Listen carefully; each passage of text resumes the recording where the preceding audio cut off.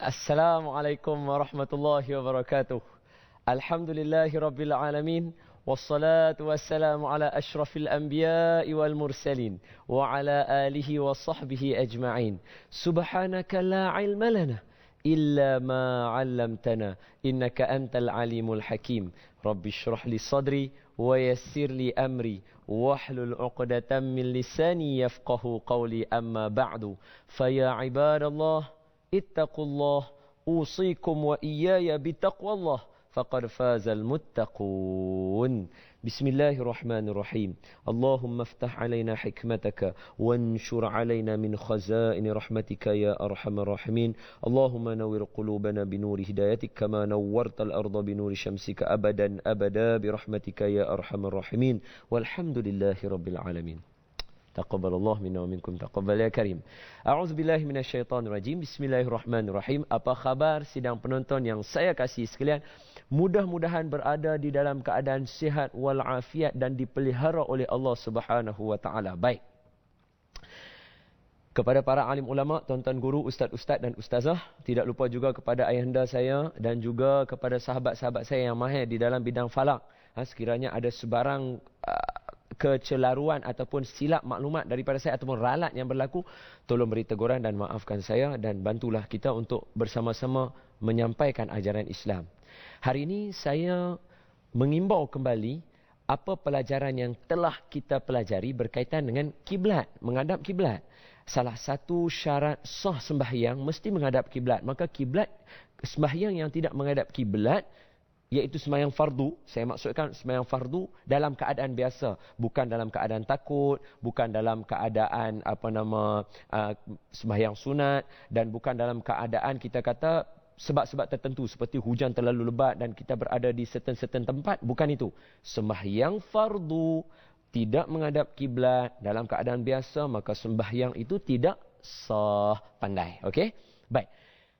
Bila saya imbau kembali yang lalu, saya rasa ada kekurangan maklumat daripada saya. Jadi hari ini pun saya telefon kawan saya, kawan ayah saya, Al-Fadhil Ustaz Hardi, di bahagian biasa jadi jabatan falak negeri Pulau Pinang.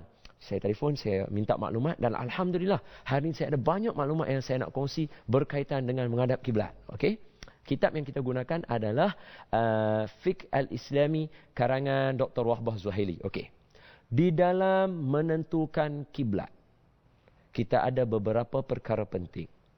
Yang pertama, menghadap kiblat adalah suatu syarat yang kalau syarat ini tidak ada, sembahyang itu tidak sah. Tetapi kalau ada syarat ini, bukanlah semestinya kena sembahyang. Makna kata kalau kita menghadap kiblat, tak semestinya kena sembahyang. Tapi kalau nak sembahyang, mesti kena menghadap kiblat. Boleh faham tak situ? Okay, faham leh? Alright. Menghadap hadap kiblat. Alright. Baik. Menghadap kiblat adalah syarat sah sembahyang. Dan menghadap kiblat ada banyak cara nak menentukannya. Kenapa perkara ini penting? Kenapa kita semua kena belajar? Kerana ini adalah yang pertama sekali dia berkaitan dengan sembahyang. Yang kedua, dia merupakan ilmu orang Islam, iaitu ilmu falak yang sudah sekian lama ditinggalkan dan dilupakan oleh anak-anak orang Islam. Hari ini kena timbulkan minat balik. Okey? Yang pertama, cara nak menentukan kiblat. Nak tahu kiblat kita belah mana, di dalam kitab Fiqh Al-Islami dicerita dengan memberikan kata-kata apa? Kata Dr. Wahbah Zuhaili. Penentuan yang tepat untuk menentukan kiblat adalah berdasarkan matahari. Bila kata matahari, apa yang kita nak tengok adalah bayang-bayang suatu bahan ataupun kita kata satu kayu istiwa, satu kayu yang kita letakkan dia berdasarkan bayang-bayang. Ini huraian saya dulu ya. Kita nak tengok bayang-bayang. Untuk pengetahuan semua, ini maklumat saya nak kongsi. Bayang-bayang daripada matahari yang kita nak tahu ini, pertama sekali kita kena tahu di mana kedudukan dia. Kedudukan matahari. Kedudukan matahari itu. Untuk nak tahu kedudukan matahari, maklumat yang saya nak kongsi ialah yang pertama, sekadar yang saya rujuk. Saya tak pastilah kok mata saya cemeh kah? Cemeh boleh? Cemeh apa? Silap tengok lah. Cemeh tu silap tengok lah. Dia tak perasan tengok. Boleh jadilah. Saya tengok dalam takwim di negeri Selangor, tak ada. Tetapi di Pulau Pinang, yang saya perasan ada. Berkaitan dengan dia tulis dekat takwim kita kan. Ni saya conteng sikit nak tengok. Takwim kita dia macam tu. Dia ada Zohor, Asar, Maghrib, Isyak, Subuh kan. Di antara sini ada satu ruangan. Dia sediakan dekat sini apa dia? Waktu di mana matahari betul-betul di atas Kaabah. Betul-betul matahari ada atas Kaabah, ada bubuh timing dia. Bukan sepanjang tahun. Ada certain bulan sahaja yang matahari happen to be lintas duduk betul-betul di atas Kaabah pada ketika itu, dan bayang-bayang benda yang terhasil daripada matahari tadi itu menunjukkan menghadap ke arah kiblat. Yang ni paling tepat. Yang ni paling accurate. Clear? Alright. Nak tahu macam mana? Salah satu yang saya boleh sebut, tapi saya dah rujuk dah. Saya cari tak ada update lagi. Dalam laman web Jabatan Mufti Pulau Pinang, e-Kiblat ada bab, satu klik tu kita klik, dia tunjuk jam-jam pukul berapa yang ada untuk nak tengok kiblat. Tapi tak ada update. Itu yang latest saya tengok tahun 2010. Jadi boleh tengok dalam takwim yang betul lah. Orang kata, Ustaz, kenapa duk sebut pasal jabatan Pulau Pinang? Boleh pakai ke dekat Selangor? Boleh pakai ke dekat KL? Untuk pengetahuan semua,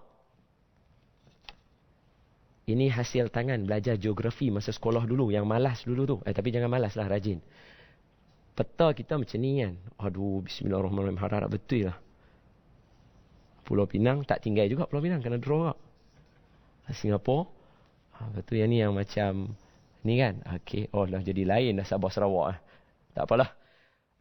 Kita punya ni, dia ada di atas satu garisan yang dipanggil garisan Khatulistiwa. Khatulistiwa. Siapa sahaja yang ada area dalam garisan Khatulistiwa ini boleh pakai yang dikatakan bayangan matahari yang ada dalam takwim Pulau Pinang. Kalau Pulau Pinang tak ada, tengok Pahang. Pahang ada, boleh digunakan. Pahang tak ada, tengok Johor. Johor punya ada, boleh pakai yang Johor punya. Kerana perbezaan yang sedikit, dia masih okey. Masih dibenarkan, dibolehkan dan diguna pakai. Boleh? Clear? Clear bab matahari ya. Yang ni bila time tu. Jadi, saya harap tolong jadikan aktiviti keluarga, bila sampai saja time tu, semua pakat bubuh dalam handphone reminder. Hari ni kiblat matahari di atas Kaabah. Tolong perbetul kiblat rumah. Bubuh siap-siap reminder. Tarikh dia apa semua tengok dalam takwim. Bila sampai saja everybody ready. Tengok letak satu kayu, draw. Boleh? Alright, settle. Satu. Yang kedua, yang kebiasaannya kita guna. Ni saya nak cerita untuk siapa? Untuk kita lah. Sebab apa? Sebagai pengetahuan kita. Kenapa? Bila kita tahu bagaimana benda ini, jadi kita di mana pun kita tak risau. Okey? Yang kedua adalah kompas.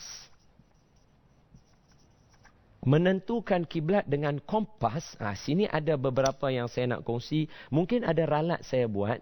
Dan pada yang lepas, kali ini saya nak kongsi yang insya-Allah cuba betul-betul.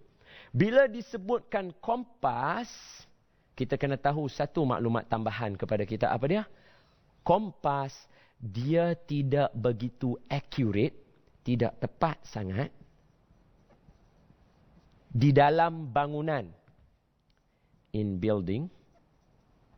Allah tulis orang putih pula. Halal lah. In building. Sebab apa? Sebab dia ada efek. Orang putih lagi. Kesan kepada apa? Besi. Biasa dibuat beberapa, kita nak tentukan kiblat dalam bilik generator, dalam building yang gunakan especially komputer dan equipment besi yang banyak. Bila kita bawa benda tu, dia ganggu kompas kita. Jadi untuk penggunaan kompas, pastikan kita guna at least di luar rumah kita. Nanti ukuran tu, arrow tu kita ikut saja yang dalam rumah. Kita buat di luar rumah sebab rumah tak banyak sangat di luar. Dia ada rumput-rumput saja, bukan besi. Okey? Boleh Sebab dia ada efek dengan besi. Sebab dalam kompas kita kan dia ada tarikan magnet itu kan. Okey. Untuk nak tengok kompas, saya ulang sekali lagi Kompas utara, selatan, timur, barat. North, south, east, west. Setiap ukuran ini 90 darjah. Okey? 90 darjah. So kalau yang ni 90 darjah, sini 90 darjah, sini 90 darjah. So semua sekali sudah 270 darjah. Okey, yang ni. Kiblat kita ada di sini. Within, dalam sini. Ini kiblat kita ada sini. Di mana? Okey, kita bahagi dia punya arrow dia dulu. Apa dia? Kalaulah 90, kita bahagi 2, sini 45. 45 bahagi 2 lebih kurang dapat dalam 45 bahagi 2, 2.5. Okey, 2.5. Okey. Saya bukan Adi Putra, sorry lah. So kita Adi Putra sihat lah, insya-Allah. Okey. 2.5, 2.5 saya tulis. Mungkin ada tuan-tuan yang di rumah dah kata, awaklah sedia whiteboard kecil kat Ustaz Don. Tak apalah, orang sedia kita bersyukur. Afala akunu abdan syakura. Macam tu. Okey. Jadi, kiblat kita daripada semenanjung, daripada utara, maksud kata daripada Perlis, sampailah ke Johor, ukurannya adalah 290 darjah sehingga 293 darjah. 290 darjah, 293 darjah. Harap boleh nampak Dan kita di Kuala Lumpur, di Selangor, kita punya darjah 292 darjah. Ini untuk KL, ibu negara Malaysia. KL, alright? 292 darjah. Jadi kalau 292 darjah, okey kita tengok. Nak tunjuk cara. Tengok nah, semua tengok. 270 semua dah campur sini semua 270. 270. Jadi berapa nak jadi 290, kita kena tambah lagi 292, kena tambah lagi 22 lah. Jadi arrow kiblat kita lebih kurang begini keadaannya.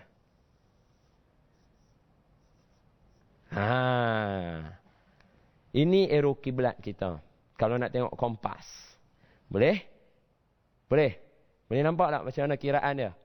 Kalau boleh, bagus. Kalau tak boleh, hantarkan komen. Kita akan cuba attend selepas ini, insya-Allah.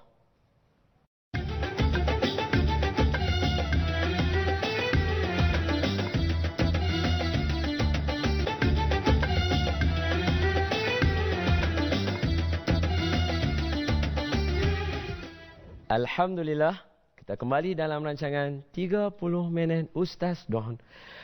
Saya, kawan-kawan kata, Ustaz, silap. Garisan khatulistiwa bukan tegak, dia melintang. Okey, sorry. Dia melintang. Kawan-kawan saya peringat saya, dia garisan khatulistiwa melintang tadi. So, siapa-siapa yang ada dalam garisan khatulistiwa dan berada di dalam kawasan itu, kita boleh guna di mana sahaja dalam takwim yang ada berkaitan dengan ukuran matahari yang berada di tengah-tengah. Okey, bayangkan matahari. Ini kawan saya buat, cantik kan? Cantik kan? Nampak macam real. Dia buat simple, handmade. Matahari ada di atas. Matahari. Bila matahari betul-betul melintasi Kaabah pada ketika itu. Jadi semua benda yang berada, yang ada bayang-bayang. Sama ada di sini, atau di sini. Ataupun sama ada kita yang jauh berada di sini. Di sini, matahari ini akan memancarkan bayang-bayang. Bila benda itu ada bayang-bayang, maka contohnya katalah, kita kata Kaabah di sini dan matahari di atas sini. Semua boleh bayang Dalam episod kita ni kita kena banyak boleh mengimajinasikannya. Okey boleh imagine Okey, ini matahari bercahaya di atas Kaabah. Jadi Kaabah dia tak ada bayang-bayang lah, dia bulat terus macam tu. Jadi bayangkan ada satu orang di sini, maka orang ini akan ada bayang-bayang dia straight macam tu. Jadi straight bayang-bayang itulah orang kat sini, bayang-bayang dia straight. Jadi straight ni kita garis, kita bubuh arrow, inilah arah kiblat. Adapun orang di kita katalah yang tu dekat mana? Yang tu dekat London lah. Malaysia dekat tepi ni. Contoh, Malaysia dekat tepi ni. Ada satu orang dia berdiri, matahari betul-betul di sini. Katalah pukul 5.30 petang Malaysia, time Malaysia. Matahari ada di sini, time Mekah.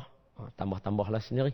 Okey, orang tu berdiri, tengok ada arrow kiblat di belah sini. So dia tanda, dia buat arrow, ini arah kiblatnya. Boleh nampak tak sidang penonton yang saya kasih sekalian? Nampak Jadi tak kiralah di mana. Nak tahu time tu, orang akan tanya-tanya, time tu macam mana nak tahu? Nak tahu time tu, kena rujuk. Rujuk mana? Jabatan Mufti, Falak ataupun takwim. Boleh, selesai. Okey. Satu lagi ada cara nak kita tentukan kiblat. Yang ketiga yang biasa kita gunakan adalah dalam bentuk bintang. Boleh Dalam bentuk bintang. Bintang ni sidang penonton yang saya kasih sekalian, dengar betul-betul ya.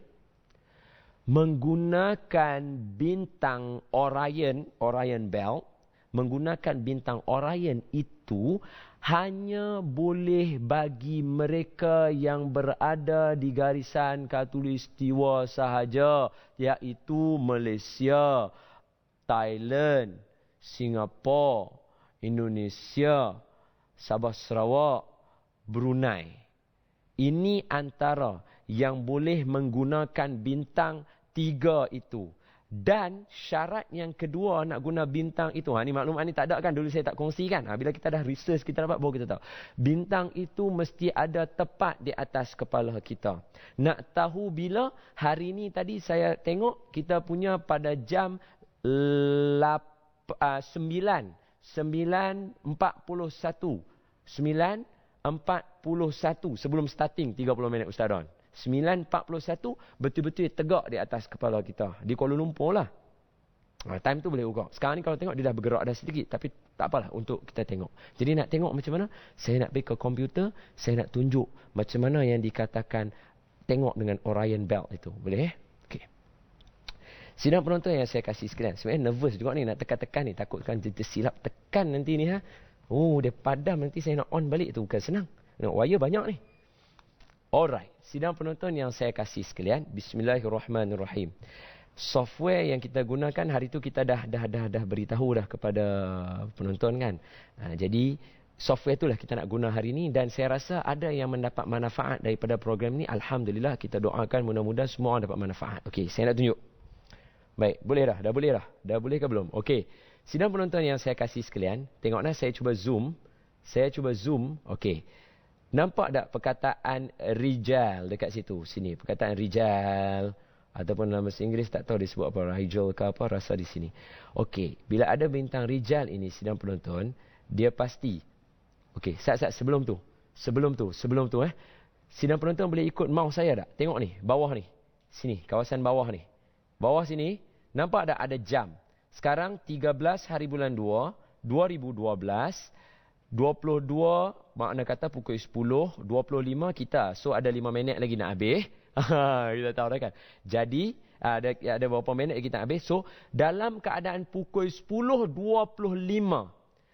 bintang Orion yang ni, yang 3 ni, saya saja tak zoom lagi tau. Saya nak tunjuk dulu. Bintang Orion ini yang ada Rijal pada dia ataupun Rijal kita sebut, memang sebenarnya datang daripada bahasa Arab. Okey, kita tengok dah. Tuan-tuan nampak tak ada satu gugusan 3 bintang lagi dekat situ? Nampak tak ni? Ada 3 lagi direct bintang. Tapi jangan dekat sangat dengan TV, nanti rosak mata. Okeylah, saya zoom bagi besar sikit. Okey. Alright, nampak dah. Okey, tengok saya nak tunjuk. 3 bintang ni yang ada nama Al-Nita, Al-Nilam, Mintaka. Al-Nita, Al-Nilam, Mintaka. Dan 3 bintang di sebelah sini, ini adalah pisau dia. Pisau siapa ni? Inilah dipanggil Orion, pahlawan itu. Dan inilah tali pinggang pahlawan itu. Tali pinggang ini, dia mesti kita punya arrow ni, pisau belati dia yang kecil ni, Dia mesti kena ada menghadap bawah. Saya nak tunjuk sidang penonton dia macam ni. Okey. Sidang penonton boleh nampak tak? Saya nak zoom out. Saya bagi elok balik. Bagi kita senang nampak. Alright. Okey. Sini sidang penonton. Semua dah pening-pening lah Ustaz. Pening lah. Tak apa, sabar Ustaz. Tu orang kata bukan senang nak kontrol. Dah dapat dah. Okey. Pusing balik sini. Saya yang ni, yang lemah ni. Sat. Sidang penonton. Oh, patutlah. Bagilah je macam ni. Boleh senang nak zoom. Tapi di atas juga. Okey, sidang penonton. Tengoklah. Bantu saya. Okey, dah. Yang ni betul. Yang ni betul. Bila mana pisau belati ni ada di bawah. Dan Orion ada di sini.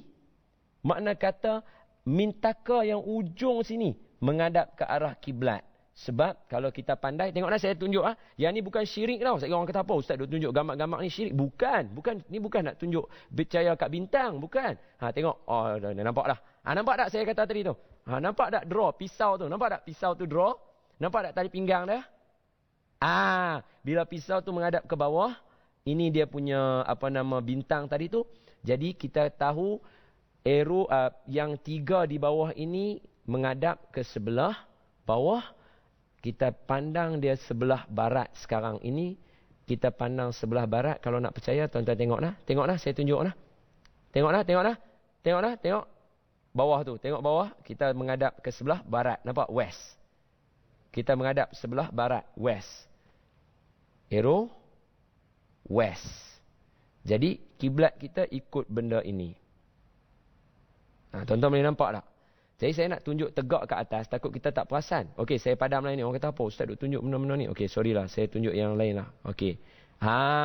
Yang ni. Tapi yang ni orang tak boleh imagine. Ini garisan-garisan ni orang tak boleh imagine. Tapi inilah yang kita belajar. Dan saya minta maaf, saya tak pasti sama ada saya sebut ni nanti salah ke tak. Cuba rijal ni adalah lelaki dalam bahasa Arab. Rijal adalah lelaki dalam bahasa Arab. Itu kata ilmu ni orang Islam. Ilmu ni orang Islam. Jadi anak-anak yang mana seronok tengok bintang-bintang ni, kita boleh pusing-pusing. Itulah dia. Jadi dia berada di mana? Tepat tegak di atas kepala kita sikit sekarang ni. Bila kita menghadap di sebelah selatan sekarang ini. Faham tak sidang penonton yang saya kasih sekalian? Jadi bila 3 titik, 1, 2, 3. 3 titik yang kecil ada di bawah.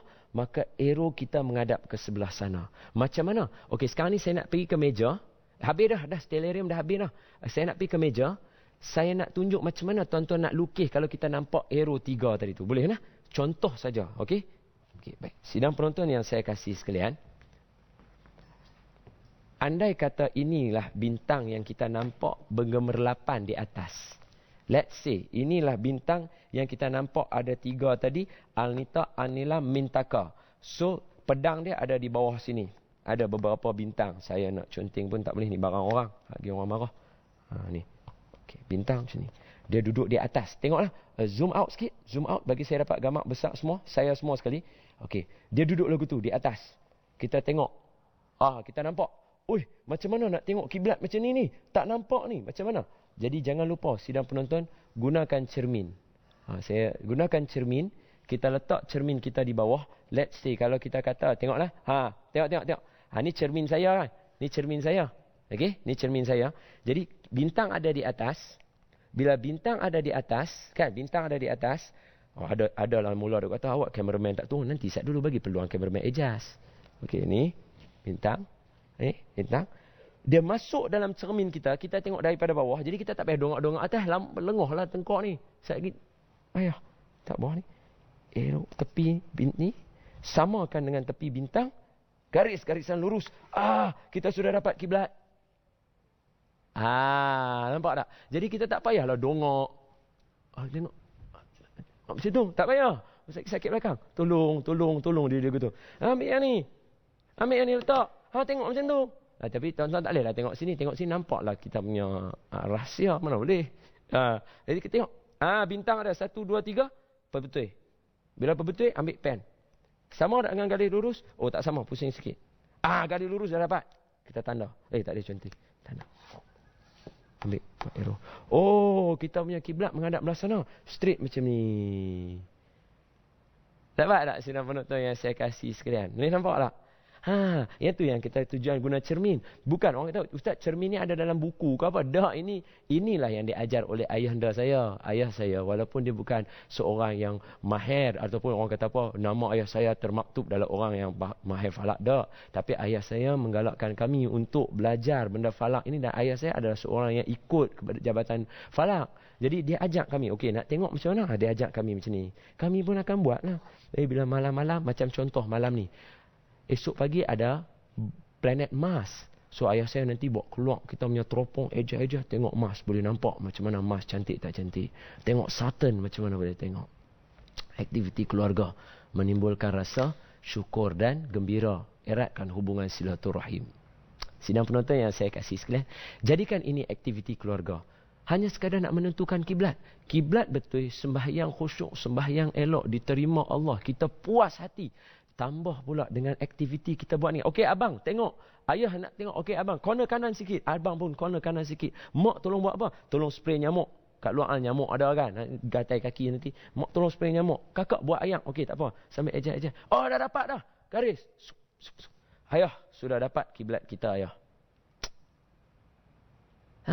Ini kata Islam. Serah pada anda untuk nak tahu. Dan untuk menentukan kiblat, ada banyak lagi cara dia.